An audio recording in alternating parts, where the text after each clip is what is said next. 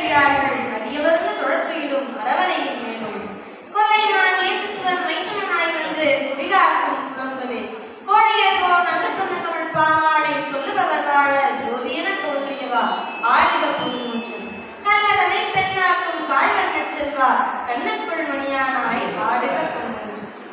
வைகுண்ட வாசனுக்கு வருடம் முழுவதுமே கொண்டாடுவது. அதுவும் மார்கழி மாதம் வைகுண்ட ஏகாதசியும் சொர்க்கவாசி சிறப்பும் பக்தர்களுக்கு கதிமோட்சம் தருகின்ற ஒரு உன்னதமான விழா. மோட்சத்தை விரும்பி திருப்பத்தூர் நின்றநாராயண பெருமாள் கோவில் வருகை தந்திருக்கும் பக்த கோடிகள் மெய்யன்பர்கள் அனைவருக்கும் என்னுடைய இனிய மாலை வணக்கம். 15 நாட்கள் கொண்ட ஒரு காலப்பகுதியை நம்ம பட்சம்னு சொல்றோம். வளர்க்கைய சுக்லபட்சமும் தேய்பிரைய கிருஷ்ணபட்சமும் சொல்றோம். அமாவாசை முடிந்து வளர்க்கையில 11ஆம் நாள் ஏகாதசி, பௌர்ணமி முடிந்து தேய்பிரையில 11ஆம் நாள் ஏகாதசி. இப்படி மாதத்திற்கு 2 ஏகாதசிகளும் வருடத்திற்கு 24 ஏகாதசிகளும் வரும். 1-2 ஏகாதசிகள் கூடுதலாக வரலாம். தாய் சிறந்த கோட்டிலில்லை, தந்தை சொல்மிக்க மந்திரமில்லை, கங்கையை விட சிறந்த தீர்த்தமில்லை, ஏகாதசியை விட சிறந்த விரதமும் இல்லை. பெருமாளுக்கு உகந்த திதி எதுன்னு கேட்டா ஏகாதசி திதி தான். முதல்வர் அரங்கன் மனிதர்களுக்கும் தேவர்களுக்கும் ஏராளமான துன்பத்தை கொடுத்துள்ளார். தேவர்களோட வேண்டுகோளுக்கு பெருமாள் முரண்படைகளை எதிர்த்து போரிட்டார். முரண்படைகள் அழிந்தார். கொஞ்சம் ஓய்வெடுக்கலாமே குகைக்கு அடியில் வந்து போது சயனம் மேற்கொண்ட போது முரண் பெருமாளை எடுத்துள்ளார். அப்ப பெருமாள் கிட்ட இருந்து ஆயுதம் தாங்கிய ஒரு பெண் தேவதை தோன்றி தன்னுடைய பூங்காரத்தினாலேயே முரணை அழித்தார். அந்த சத்தத்தை கேட்டு எழுந்த பெருமாள் 11ஆம் நாள் தோன்றிய சக்திக்கு ஏகாதசின்னு பேர் வச்சார். அவள் தோன்றிய தினம்தான் தனக்கு உகந்த தினம்னும் அன்னைக்கு தன்னை வழிபடுபவர்களுக்கு பாவமெல்லாம் நீங்கும்னு சொன்னார். அதனாலதான் அனைத்து ஏகாதசிகளையும் விரதமிருந்து வழிபடுபவர்கள் பாவமெல்லாம் நீங்கி மோட்சத்துக்கு போவாங்க. மார்கழி மாதம் சுக்லபட்ச ஏகாதசியை தான் நம்ம வைகுண்ட ஏகாதசியாக கொண்டாடி வருகிறோம். ஏகாதசி தினம் என்பது ஒரு ஏகாந்த தினம். அன்னைக்கு விரதம் இருந்து சொர்க்கவாசம் கிடக்கிறவங்களுக்கு சொர்க்கம் நிச்சயம். இன்னைக்குதான் எல்லா பெருமாள் கோவில்களையும் சொர்க்கவாசம் சிறப்பு வெகு விமர்சையாக நடக்கும். இதற்கு ஒரு வரலாறு உண்டு. பெருமாள் பிரளயத்துக்கு அப்புறம் ஆளினையின் மீது தோன்றினார். அப்ப தன்னோட நாபி கமலத்துல நான்மனாகிய படைக்கும் கடவுளாகிய பிரம்மாவை படைத்தார். பிரம்மா வேதங்களை ஆதாரமாக கொண்டு படைப்பு தொழில ஈடுபட்டார். ஒரு கடத்துல தான் தான் எல்லாமே, தனக்குதான் எல்லாம் தெரியும் அப்படிங்கிற ஆணவம் பிரம்மாவுக்கு வந்துச்சு. இதை அறிந்த ஸ்ரீமத் நாராயணன் பிரம்மாவுடைய ஆணவத்தை அடிக்க நினைத்தார். மது கையில வந்து 2 அரக்கர்களை அனுப்பி வைத்தார். அவங்க 2 பேரும் பிரம்மா கிட்ட இருந்த வேதங்களை தான் கைப்பற்றி மறைத்து விட்டாங்க. இப்ப கைப்பொருள் இல்லாம படைப்பு தொழிலை தொடர முடியாம பிரம்மா ரொம்ப தவித்தார், திகைத்தார், தன் தவறை உணர்ந்தார். பெருமாள் கிட்ட போய் முறையிட்டார். இந்த வேதங்கள் எல்லாம் மீட்டு தரும்படி வேண்டிக் கொண்டார். பெருமாளும் அந்த 2 அரக்கர்களிடையே வேதங்களை கேட்டு பார்த்தாங்க. ஆனா அந்த 2 அரக்கர்களும் கொடுக்க மறுத்துட்டாங்க. மனித உடல் உருவம் கொண்டு வெள்ளை குதிரை உருவம் கொண்ட ஐகிரிவராக வந்து 1 வருட காலம் போர் செய்தார். அந்த போரோட இறுதியில 2 அரக்கர்களையும் அழிந்துவிட்டு வேதங்கள் எல்லாம் மீட்டெடுத்தார். அந்த 2 அரக்கர்கள் வேண்டிக் கொண்டதெல்லாம் தங்களுக்கு மோட்சம் வேண்டும் அப்படின்னு. அதனால மார்கழி மாதம் சுக்லபட்ச ஏகாதசி அன்னைக்கு மோட்சம் தருவதாக வாக்கு கொடுத்தார். அன்னைக்குதான் பெருமாள் வைகுண்டத்தில் இருக்க வடக்கு பக்க கதவையும் திறந்தார். அவங்க பெருமாள் கிட்ட சொன்ன அந்த 2 அரக்கர்கள் என்ன வேண்டியிருக்காங்கன்னா, தங்களுக்கு அருளியது போலவே பூலோகத்தில் இருக்க பக்தர்களுக்கும் அருள வேண்டும். இது ஒரு நாள் உற்சவமாக எல்லா பெருமாள் கோவில்களையும் நடக்கணும்னு வேண்டியிருக்காங்க. அதை முன்னிட்டுதான் எல்லா பெருமாள் கோவில்களையும் வருடத்திற்கு ஒரே ஒரு நாள், அதுவும் வைகுண்ட ஏகாதசி அன்னைக்கு இந்த சொர்க்கவாசத்திற்கு நடைபெறும். சொர்க்கவாசத்திற்கோட முக்கிய நிகழ்வு என்னன்னா நம்மாழ்வாரின் நல்மோட்சம். வைகுண்ட ஏகாதசியான இன்னைக்கு நம்மாழ்வாரின் நல்மோட்சம் என்ற தலைப்பை தேர்ந்தெடுத்து பேச காரணம், பெருமாள் நம்மாழ்வாருக்கு மோட்சம் அளித்தல்கிறது சில பெருமாள் தலங்கள்ல வெகு விமர்சையாக கொண்டாடப்படுகிறது. நம்மாழ்வார் வாழ்ந்தது வெறும் 32 ஆண்டுகள் தான். அதுலயும் 16 ஆண்டுகள் பிரியமரத்தின் கீழே ஆடாமல் அசையாமல் வாழ்ந்து வருகிறார். அப்ப 37 பிரியநேச பெருமாள்களுக்கு தன்னோட மங்களாசாசன பாசனங்களை சமர்ப்பணம் செஞ்சிருக்கார். திருக்குறுகூர் என்னும் ஆழ்வார் திருநகரில காரியார் உதயநங்கைன்னு ஒரு தம்பதியர் வாழ்ந்து வந்தாங்க. அவங்களுக்கு குழந்தை பேரே இல்லை. அதனால அதுக்கு அருகில திருக்குறுங்குடின்னு ஒரு சிறிய கிராமம். அங்க நம்பி என்னும் நாமம் கொண்ட பெருமாளோட திருவடிகளை தொழுது எங்களுக்கு குழந்தை பேர் இல்லை, குழந்தை இல்லாத குறையை தீர்த்துவை அப்படின்னு மனமுழுக்க வேண்டாம்.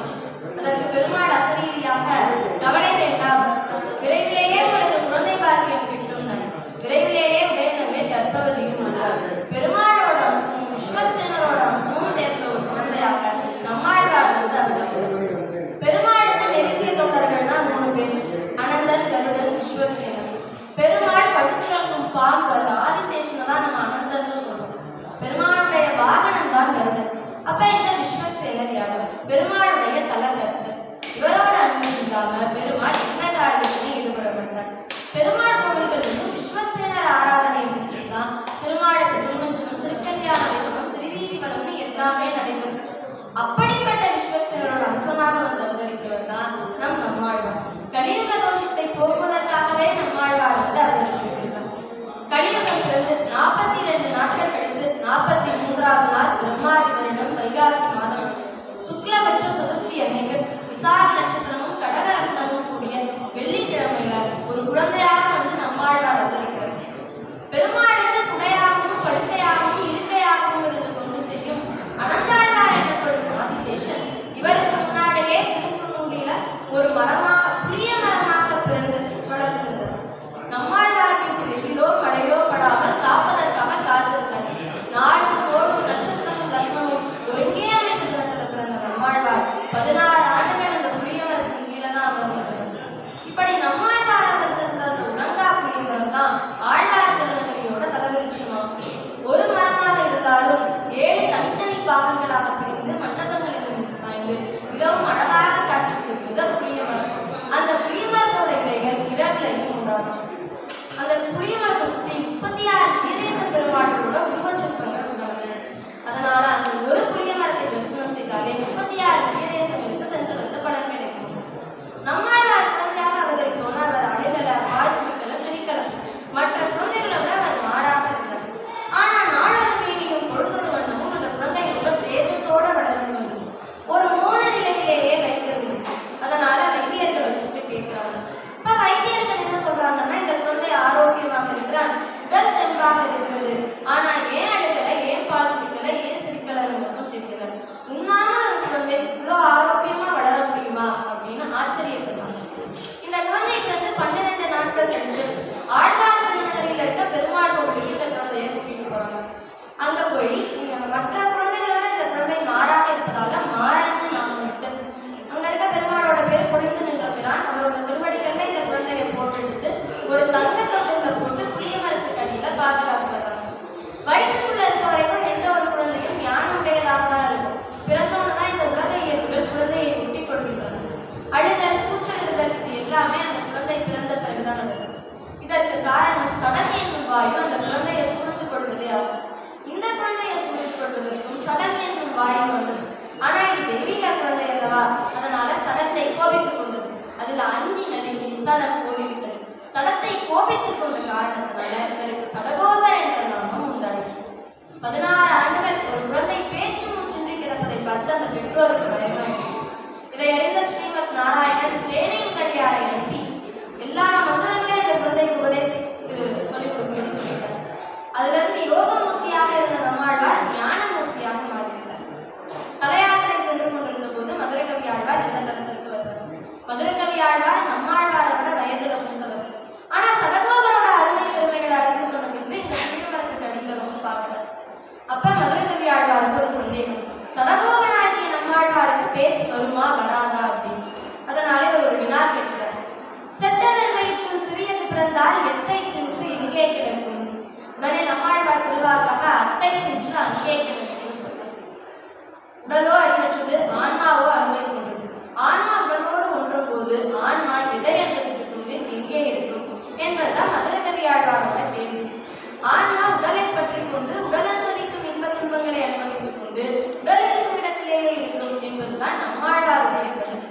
நம்மாழ்வாரோட வாயிலை கேட்டு மதுரகவி ஆழ்வார் அப்படியே வாயடைக்கு போனார். இவரோட விடையில இருக்கக்கூடிய அந்த தத்துவ கருத்தினை உணர்ந்து வியப்படைந்தார். ஞானியாகிய நம்மாழ்வாரோட பாதங்களை பற்றி கொண்டு தன்னை கடைசேக்கும்படி வேண்டிக் கொண்டு அவர்கிட்டயே சீடருமாட்டார். இப்படிதான் நம்மாழ்வாருக்கும் மதுரகவி ஆழ்வாருக்குமான தெய்வீக தொடர்பு உண்டானது. சில காலம் நம்மாழ்வார்கிட்டயே தங்கி மதுரகவி ஆழ்வார் உபதேசித்தார். மதுரகவி ஆழ்வார் பெருமாளை பற்றி எவ்விதமான பாசனங்களும் எழுதுவது கிடையாது. அவர் முழுக்க முழுக்க நம்மாழ்வாரை பற்றிய ஏராளமான பாசனங்களை எழுதியிருந்தார். அதனால 12 ஆழ்வார்கள் ஒருவராக மதுரகவி ஆழ்வாரும் சேர்ந்தார். சடகோபன் சதா திருமாலையை தியானித்துக் கொண்டிருந்ததுனால திருமால் நம்மாழ்வாருக்கு காட்சி கொடுக்கலாம்னு முடிவெடுக்கிறார். பரவாசுதேவனாக, வியூக மூர்த்திகளாக, அந்தர்யாமி எம்பெருமானாக, அச்சாவதார மூர்த்திகளாக காட்சி கொடுக்கிறார். ஆனா இது எல்லாத்தையும் பார்த்து நம்மாழ்வார் அப்படியே ஆடாமல் அசையாமல் இருக்க இந்த வீரேச பெருமாள்கள் தான் புலிமரத்து நிலைகளாக மாறி காட்சி கொடுத்தாங்க. நம்மாழ்வார் வந்து பெருமாளோட திருமேனி அழகை கண்டு சேவித்து தான் அடைந்த ஆனந்தத்தை திருப்பாடல்களாக எழுதினார். நம்மாழ்வார் மீது அதிக அன்பும் பரிவும் கொண்ட திருநகரத்தில் எழுந்தருள் இருக்கின்ற ஒப்பிய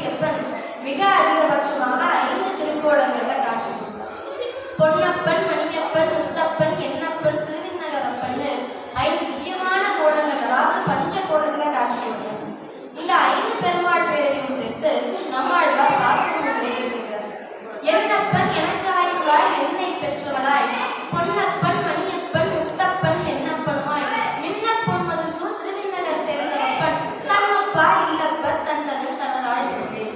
இந்த எம்பெருமானுடைய பரமகல்யாண குணங்கள் இவங்களது உருவங்களையும் லீலைகளையும் கண்டு நம்மாழ்வாரோட ஞான கண்கள் அறிந்து ஆனந்த கண்ணீர் வழிந்தது. இதனால ஏற்பட்ட உணர்ச்சி வெள்ளப்பெருக்காக மாறியது. கரை புரண்டு ஓடி வரும் காட்டாற்று வெள்ளமென மடைந்திருந்த பாசனங்கள் நம்மாழ்வாரோட மனதினுள்ளே இருந்து வந்தது. அப்படி வெளிப்பட்டதுதான் திருவாசகம், திருவிருத்தம், பெரிய திருவந்தாதி, திருவாயூர். 100 பாசுரங்களை கொண்ட திருவாசகம் ரிக்வேதத்தின் சாரம், 7 பாசுரங்களை கொண்ட திருவிருத்தம் யஜுர்வேதத்தின் சாரம், 87 பாசுரங்களை கொண்ட பெரிய திருவந்தாதி அதர்வண வேதத்தின் சாரம், 1102 பாசுரங்களை கொண்ட திருவாயூரி சாமவேதத்தின் சாரம். இப்படி வடமொழி வேதங்கள் எல்லாம் எளிய தமிழ்ல இனிய தமிழ்ல பாசுரங்களாக்கி பண்ணதுனால நம்மாழ்வாருக்கு வேதம் தமிழ்சை மாறன் என்ற பட்டம் உண்டாயிற்று. மோட்சத்துக்கான உடன்படி என்னன்னா பெருமாள் கிட்ட சரணாகதி வேண்டியதுதான். 37 திவ்ய தேசங்களுக்கு நம்மாழ்வார் மங்களாசாசனம் செஞ்சிருக்கிறார். அதுல 4 திவ்ய தேச பெருமாள் திருவள்ளவாள், திருவள்ளவாள், திருவேங்கடம், அதுபோல சில திவ்ய தேச பெருமாள்கள் கிட்ட மோட்சம் வேண்டுகிறார், சரணாகதி வேண்டுகிறார். இவர்கள் தவிர ஸ்ரீரங்கம் நம்பெருமாள், திருவள்ளவாள் கோடல்கிறார் மற்றும் திருமூலூர் ஆத்தர், திருப்பேங்கர் அப்பன், திருமாவளவன் சோழர்கள் இவங்க எல்லாருமே நம்மாழ்வாரோட மோட்சத்தை வைப்பதில் குறிப்பிடத்தக்கவர்கள். வானமாமலை என்று அழைக்கப்படும் திருவரங்கங்களில் எழுந்தொழி இருக்கின்ற உற்சவமூர்த்தியான தெய்வநாயக பெருமாள் கிட்ட நம்மாழ்வார் வேண்டுகிறார். ஆரணத்து நிற்பாதம் சரணாக தந்தொழிந்தார், உனக்கோர் கைமாற நான் வென்றுகிறேன், எனது ஆதியும் உனதே சேர்பட் கருப்பும் பெரு சென்னென்றும் மனிதன் சீர்வர மங்கை நாள் கொண்ட குழாய்மொழியாய் தெய்வநாயகனே. இந்த பாசனத்தின் மூலமாக முதல் முறையாக பெருமாள் கிட்ட சரணாகதி வேண்டுகிறார். அடுத்து திருக்குழந்தைகள் எழுந்தருளி இருக்கின்ற 6வது முதலை அரியேரே என்னும் புற்றுணரே செங்கற்கர் முகிலே எரியே பவளக்குன்றே நாள்தோடைந்தாய் உனது அருவே பிரியா அடிவில் என்னை கொண்டாய் குழந்தை திருமாடே தரியே நீ உன் சரணன் நன்றி என் ஜென்மம் கரையாடே என்ற பாசனத்தின் மூலம் 2வது முறையாக பெருமாள் கிட்ட சரணாகதி வேண்டுகிறார். அடுத்து திருவள்ளவாள் எழுந்தருளி இருக்கின்ற கோலப்பிரானிடம் காண்பதி இனியாண்டு கொடோ வினையேன் கனிவாய் வணங்கி பான்புரள் கட்டினோடு பசு வென்றலுமாகி எங்கும் சேர்சினை ஓங்குமரச் செழுங்கானல் திருவள்ளவாள் மான்புரள் கோலப்பிரான் வளர்த்தாமரை பாதங்களே என்ற பாசுரத்துடன் 3வது முறையாக பெருமாள் கிட்ட சரணாகதி வேண்டுகிறார். இதுவரைக்கும் அச்சாவதார மூர்த்திகிட்ட சரணாகதி வேண்டிக் கொண்டிருந்தார். அடுத்து விபவ அவதாரமாக அச்சாவதாரம் இல்லாத கண்ணுக்கு தெரியாத வாசுதேவர் கிட்ட திருவாய்மொழியின் 5வது சரணாகதி வேண்டுகிறார். நம்பிரான் சரணேசரன் நமக்கென்று நாடொரும் ஏக சிந்தையனாய் திருக்குறுகூர் சடகோபன் மாறன் ஆக 105 ஆயிரத்தில் இவையும் ஒரு பக்கம் கொண்டார் மாக வைகுண்டத்து மகிழ்வேடுவர் வைகளுமே. இதுவரைக்கும் இப்படி வேண்டிட்டு இருந்தாரா. அடுத்து தாயாரை முன்னிலைப்படுத்தி திருப்பதியில எழுந்தருளி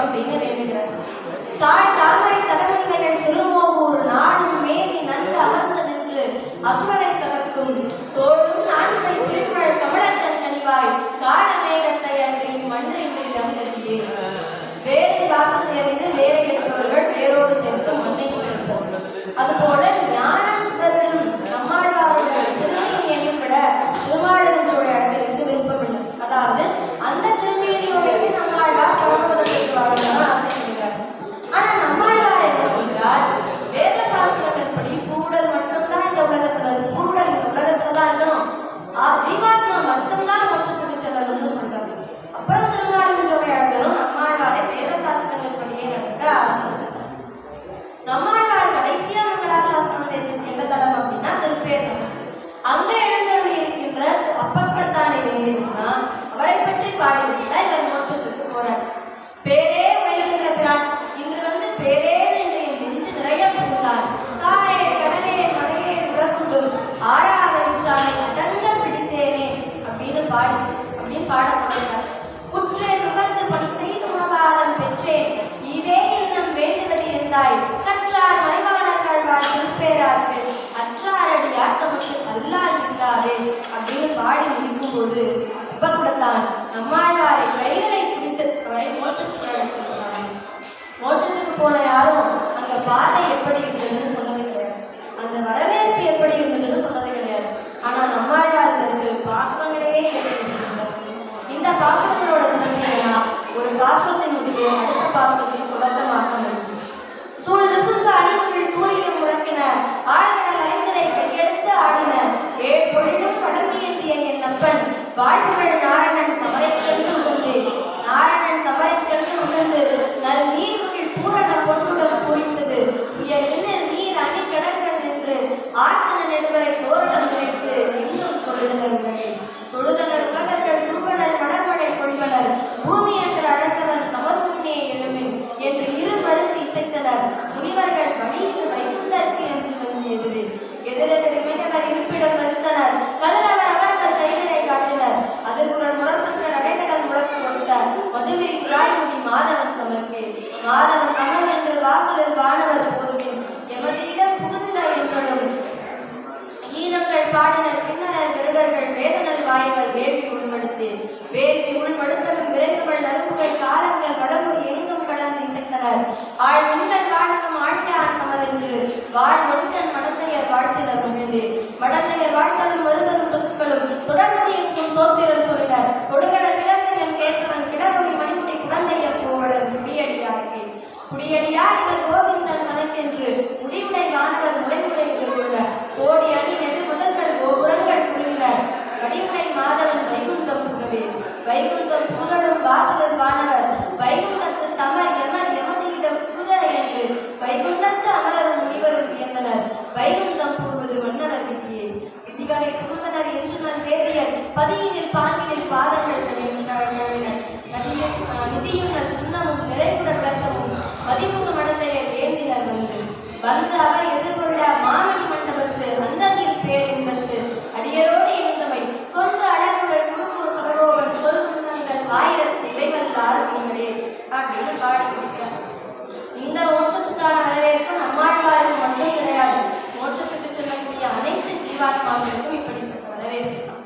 அடுத்து முனியே நான்முகனே முக்கண்ணப்பா என் பொல்லா கனிவாய் தாமரைக்கண் கருமாணிக்கமே என் கல்வா தனியே நாயுயிரே எந்தனை இசையாய் வந்துட்டு இனி நான் கோபுரத்தேன் ஒன்றும் மாயம் செய்யே என்னையே அப்படின்னு நம்மாழ்வார் பாடுகிறார். இந்த பாசத்துல நம்மாழ்வார் பெருமாள் கிட்ட உன்னுடைய திருவடி என் தலைமீது பட்ட பிறகு நீ என்னை விட்டு செல்ல நான் அனுமதித்து பிரிய நான் அனுமதிக்க மாட்டேன்.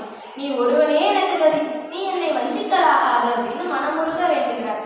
இந்த பாசத்துல சரணாகதித்துவ பேரறிவு அற்புதமாக வெளிப்பட்டுள்ளது. பெருமாளோட திருவடியின் கீழேயே நம்மாழ்வார் இருப்பதாக நம்பப்படுகிறது. பெருமாள் கோவில்ல தரிசனம் முடிச்சோன்னா சடாரி வைப்பாங்க. இந்த சடாரிங்கிறது என்ன? பெருமாளுடைய திருவடி. பெருமாளுடைய திருவடிகள்ல சடகோபனாகிய நம்மாழ்வார் இருப்பதாகவே அது சடாரி ஆயிடுச்சு. ஒரு முறை வேதாந்த தேசிகர் உபன்யாசம் செய்து கொண்டிருக்கிறார். அப்ப சொல்றாரு, பூலோகத்துல பிறந்தவர்களுக்கு நம்மாழ்வார் அருளி செய்த மனிதர்களாக பிறந்தவர்களுக்கு நம்மாழ்வார் அருளி செய்த பாசத்துல ஒன்று கூட தெரியலைன்னா உங்களுக்கு மோட்சம் கிடைக்காதுன்னு சொல்றாரு. இதை கேட்டுட்டு இருந்தா எழுத படிக்க தெரியாத ஒரு விவசாயி எழுந்து அச்சா எனக்கு எழுத படிக்க தெரியாது, என்னுடைய வாழ்நாள்ல நம்மாழ்வாருடைய பாசனங்களை மனநம் செய்யாமலேயே விட்டுவிட்டேனே, அப்ப எனக்கு மோட்சம் கிடைக்காதா அப்படின்னு கவலைப்படுறாரு. அப்ப வேதாந்த தேசிகர் சொல்லுகிறார், கவலை வேண்டாம், பெருமாள் கோவில்ல இருக்கக்கூடிய சடாரியை உன் தலை மீது வைத்துக் கொண்டாலே உனக்கு மோட்சம் கிடைக்கும் அப்படின்னு. சடாரிக்கே மோட்சம் கொடுக்கும் வல்லமை இருந்தா அந்த சடகோபனுடைய பாசனங்களுக்கு எவ்வளவு வல்லமை இருக்கு. திருச்சியில உள்ள ஸ்ரீரங்கத்தை தான் நம்ம பூலோக வைகுண்டம்னு சொல்றோம். புண்ணியர்கள் போற்றும் ஒரு பூலோக வைகுண்டம் பன்னியல் பிரபந்தம் பாடியவர் பதினொருவர் விண்ணியல்வார் வந்ததோட வியந்துருத்தி இடைப்பிவிடும் திண்ணிய தொழுவரங்கள் திருவடிகள் சொல்லுமே. ஸ்ரீரங்கத்துல முக்கியமான விழாக்கள் நடக்கும், அதுல ஏகாதசி திருவிழா. இதுல முதல் 10 நாள் பகற்பத்து உற்சவம், அடுத்த 10 நாள் ராப்பத்து உற்சவம். இந்த 22 நாட்கள் முடிந்து கடைசி நாள் தான் நம்மாழ்வாரின் நல்மோட்சம் என்ற வைபவம் நிகழும். அதுக்கு நீந்தமிழ்ல ஆழ்வார் திருநெடுந்தூர் பேர். இந்த நம்மாழ்வார் நல்மோட்சம் என்ற வைபவம் நிகழ காரணமா இருந்தது யாருன்னா திருமங்கை ஆழ்வார்.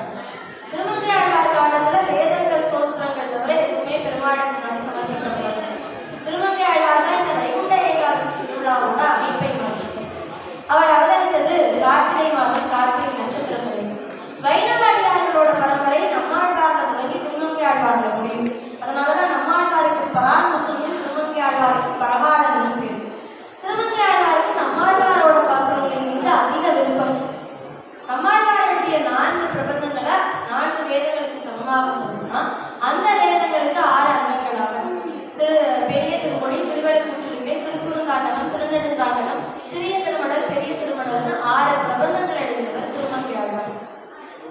சாமானியே கேட்டுக்கொண்டிருக்கும் அந்த இறைவனோட திருச்செவிகள் நம்மாழ்வாருடைய தமிழ் வேதமாகிய திருவாய்மொழியையும் கேட்கப்பட வேண்டும் என்பதுல ரொம்ப உறுதியா இருந்ததுன்னா திருமங்கை ஆழ்வார். இதுக்கு என்ன பண்றாரு? கார்த்திகை மாதம் கார்த்திகை நட்சத்திரங்களாக அவரோட சின்ன நட்சத்திரம் திருவரங்கத்துக்கு போய் அந்த அரங்கநாதன் முன்னாடி தன்னுடைய 6வது பிரபந்தமாகிய திருநெடுந்தாண்டகத்தை தேவகானத்துல இசைத்தார். அன்னைக்கு இசையும் அபிநயம் ரொம்ப அற்புதமா இருந்தது. இதுல பெருமாள் உள்ள உணர்ந்தார். எப்பொழுதும் சாமியானத்தையே கேள்விப்படக்கூடிய அந்த இறைவனுடைய திருச்செவிகளுக்கு அந்த திருமங்கை ஆழ்வாருடைய தமிழ் பிரபந்தமாகிய திருநெடுந்தாண்டகம் அளவற்ற மகிழ்ச்சியை கொடுத்தது. இதுல மயங்கிய பெருமாள் உமக்கு என்ன வர வேண்டும் என்று திருமங்கை ஆழ்வார் கேட்கிறார். திருமங்கை ஆழ்வார் சொல்கிறார், தான் அடைய வேண்டிய பொண்ணோ பொருளோ முறையோ ஏதும் கிடையாது. எப்பொழுதும் நீங்க வைகுண்டத்துல வடமொழி வேதத்தையே கேட்டுக் கொண்டிருக்கிறீர்கள். பூலோக வைகுண்டமான ஸ்ரீரங்கத்துல இந்த வைகுண்ட ஏகாதசி உற்சவத்தின் போது நம்மாழ்வார் அருளி செய்த தமிழ் வேதமாகிய திருவாய்மொழியையும் சமமாக கேட்டுவிட வேண்டும். இந்த வேத திருநாள திருவாய்மொழி திருநாளாக மாற்ற வேண்டும்னு மனமுருக வேண்டினார். பெருமாளும் அதற்கு அருளினார். முதல்ல இறைவனாகிய அரங்கநாதன் கிட்ட நம்மாழ்வாருடைய திருவாய்மொழிக்கு ஒரு உயர்ந்த இடத்தை கேட்டு அதை சுற்றவரையானா திருமங்கை ஆழ்வார். இது நடந்ததெல்லாம் இப்ப கார்த்திகை மாதம் கார்த்திகை நட்சத்திரத்தில். அதே ஆண்டு மார்கழி மாதம் சுக்லபட்ச ஏகாதசியை திருவாய்மொழி திருநாளாக கொண்டாடணும்னு திருமங்கை ஆழ்வார் முடிவு பெறுகிறார். இதற்கு ஆழ்வார் திருநகரிக்கு போய் அங்க நம்மாழ்வார் அழைக்கிறார். நம்மாழ்வார் அழகிய மணவாளர் மண்டபத்துல எழுந்துள்ளார். நம்மாழ்வார் அறிவிச்சதுக்கு திருவாய்மொழிய தேவகானத்துல இசைத்தார் திருமங்கை ஆழ்வார். 10 நாட்கள் உற்சவமா நடந்தது. 10ஆம் நாள் அன்னைக்கு அந்த வேதங்களெல்லாம் சொல்லி முடித்து நம்மாழ்வாருடைய திருவாய்மொழியை பாடி முடித்து நம்மாழ்வார் எப்படி பெரிய பெருமாள் கிட்ட போய் சரணடைந்தார் அப்படிங்கிறத ஒரு நாடகமாக எடுத்துக்காங்க. அதெல்லாம் புரிஞ்சுக்கப்படுமாட்டி அழகிய மணவாளரையும் நம்மாழ்வாரையும் ஏக ஆசனத்தில் இருக்கிறார். திருமங்கை ஆழ்வார் காலம் வரைக்கும் இதே முறையில நடந்து கொண்டே இருந்தது. இது இரவு முழுவதுமே நடக்கும் உற்சவம்னால இதற்கு பேர் ராப்பத்து உற்சவம். திருமங்கை ஆழ்வார் காலத்துக்கு அப்புறம் வைணவடியார்கள முதன்மையானவராம் 4000 திவ்ய பிரபந்தத்தை தொகுத்தவருமான நாதமுனிகள் நம்மாழ்வாருடைய பாசுரங்களுக்கு இத்தனை ஏற்றங்களை செய்திருக்கிறாரே திருமங்கை ஆழ்வார், அந்த திருமங்கை ஆழ்வாருடைய பாசுரங்களையும் மற்ற ஆழ்வார்களுடைய பாசுரங்களையும் சேர்த்து இந்த விழாவை விரிவாக்கணும் அப்படின்னு நினைச்சதோட விடைதான் இப்ப கொண்டாடுற பகற்பத்து உற்சவம். இயல் இசை நாடகம்னு இந்த பகற்பத்து உற்சவம் திருநெடுந்தாண்டகத்துடன் அப்படியே 21 நாட்கள் இந்த வைகுண்ட ஏகாதசி திருவிழா நடக்கும். இது உண்மையிலேயே சொல்ல போனால் ஒரு முத்தமிழ் விழா. திருவோணை படிக்கப்பட்ட பிறகுதான் இந்த விழா தொடங்கும். திருமங்கை ஆழ்வார் காலம் வரைக்கும் என்ன பண்ணாங்கன்னா அரங்கநாதன் இருக்க திருவோடையை ஆழ்வார் திருநகருக்கு அனுப்புவாங்க. அங்க மதுரகவி ஆழ்வார் பிரதிஷ்டை செய்த நம்மாழ்வாரிலிருந்து இந்த ஓடை படிக்கப்படும். அதுக்கப்புறம் நம்மாழ்வார் திருவரங்கத்தில் எழுந்திருப்பார். இந்த விழா தொடங்கும். ஆனா ராமானுஜர் காலத்துல ராமானுஜர் ஒரு நம்மாழ்வாரோட சிலையை திருவரங்கத்திலேயே பிரதிஷ்டை பண்ணுறார். அன்னையிலிருந்து திருவரங்கத்திலிருந்து எடுக்கப்பட்ட உரை நம்மாழ்வார் திருவரங்கத்தில் இருக்க நம்மாழ்வார் திருமுன்பே படிக்கிறது திருவிழா தொடங்கினார். இந்த ஆண்டு டிசம்பர் 30ஆம் தேதி திருநெடுந்தாண்டகத்தோட இந்த வைகுண்ட ஏகாதசி திருவிழா தொடங்குச்சு. நேற்று ஜனவரி 9ஆம் தேதி பகற்பத்து உற்சவம் இங்கே நடைபெற்றது. இன்னைக்கு காலையில தான் 4:45 மணிக்கு வைகுண்ட வாசல் ஸ்ரீரங்கத்தில் திறந்திருப்பாங்க. இன்னைக்கு இரவு 10 மணி வரைக்கும் வைகுண்ட வாசல் திறந்திருக்கும். நாளையில ராப்பத்து உற்சவம் நடக்கப்படும். இந்த ராப்பத்து உற்சவத்தின் போது பொதுவாகவே பிற்பகல் 1 மணியிலிருந்து இரவு 8 மணி வரைக்கும் சொர்க்கவாசல் திறந்திருப்பாங்க. 7ஆம் நாள் உற்சவமான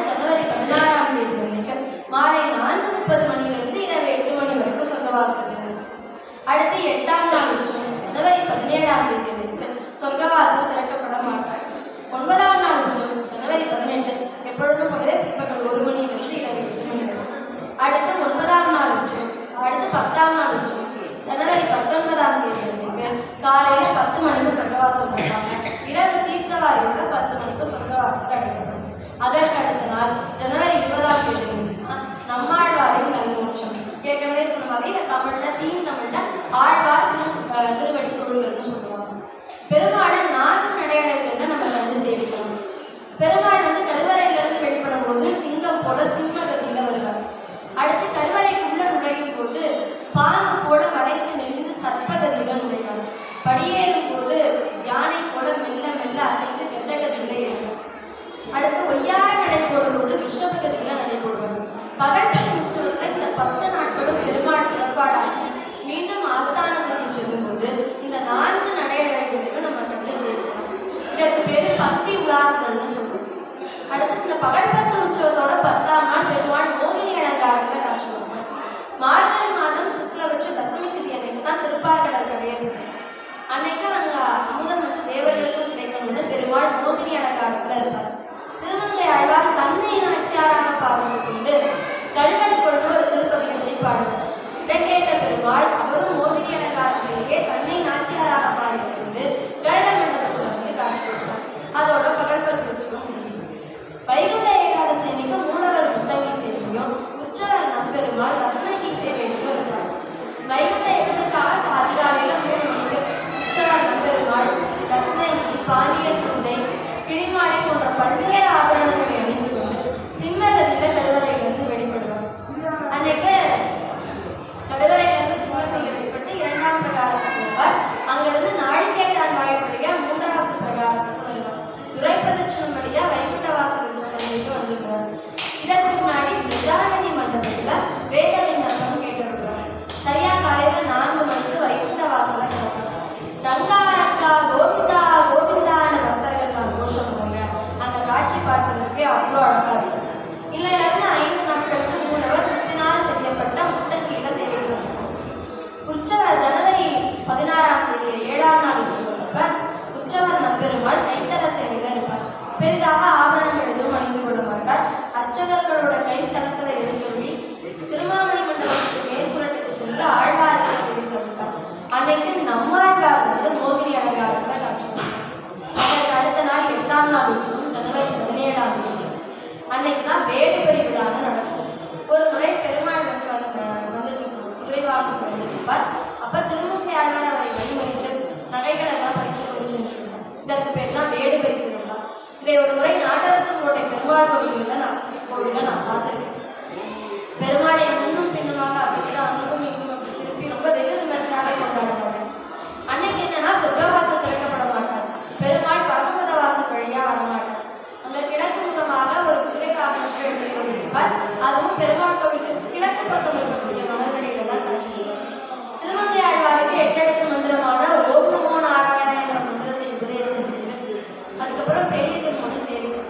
அன்னையோட அந்த விழாவும் இப்படியே ராபத்து உற்சவம் முழுவதும் இரவு முழுக்க நம்மாழ்வாருடைய பாசுரங்களை 100 பாசுரங்களாக 10 நாட்களுக்கு ஓதிக்கொண்டே இருப்பாங்க. 10ஆம் நாள் உற்சவத்தை நம்மாழ்வாருடைய மற்ற 3 பிரபந்தங்களையும் பாடிவிட்டு ராமானுஜர் வந்து 105ஆம் ஓதுவாங்க. எப்பவுமே என்ன பண்ணுவார் பெருமாள்னா இந்த ராபத்து உற்சவம் முடிந்த பிறகு அவரோட ஆஸ்தானத்திற்கு திரும்பி விடுவார். எவ்வளவு நேரம் ஆனாலும் சரி ஆஸ்தானத்துக்கு போடுவார். ஆனா 10ஆம் நாள் அன்னைக்கு மட்டும் வெளியிலேயே தங்கிவிடுவார். திருமாமணி மண்டபத்திலேயே தங்கிவிடுவார். ஏன்னா மறுநாள் காலையில தான் நம்மாழ்வாரின் நைமோட்சம் நடக்க போகுது. அன்னைக்கு இரவு தங்கும் போது அவருக்கு திருமணம் முடிஞ்சு 12,000 திருப்பணியாளர்கள் சமர்ப்பிக்கிறார். மறுநாள் காலையில என்ன நம்மாழ்வாரின் நைமோட்சம், அதாவது ஜனவரி 20ஆம் தேதி அதிகாலையில நம்மாழ்வார் மோட்சத்துக்கு தயார் நிலையில எழுதியிருந்தார். கிரீடம் அணிந்து கொள்ள மாட்டார், ஆபரணங்கள் அணிந்து கொள்ள மாட்டார், பட்டுப்பீராமல் அணிந்து கொள்ள மாட்டார். வெள்ளையாடை உடுத்தி துளசி மாலை கழித்து 12 திருமணம் மோட்சத்துக்கு தயார் நிலையில கைத்தளத்துல எழுதியிருந்தார். 2 அரையர்கள் தங்களோட உடலில் முழுவதுமாக போதிக் கொண்டு மோட்சத்துக்கான வரவேற்பு பாடல் சொன்னீங்கன்னா சூழ் விசும்பு அணிவுகள் கூறிய முழக்கின அந்த பாடலை பாடிக்கொண்டே திருமாவளோட திருவடிகளில் நம்மாழ்வாரை திருமுகம் பண்ணியபடி எழுந்தருள செய்வாங்க. அதன் பின்பு முனியே 4 மணியே முக்கண்ணப்பா அப்படிங்கிற காட்சியில அதீத உயிர்ப்புடனும் நம்மாழ்வார் நம்மை விட்டு பிரிகிறாரே அப்படிங்கிற உள்ள தவிப்புடனும் அரையத்தை பதறிக்கொண்டே பாடுவாங்க.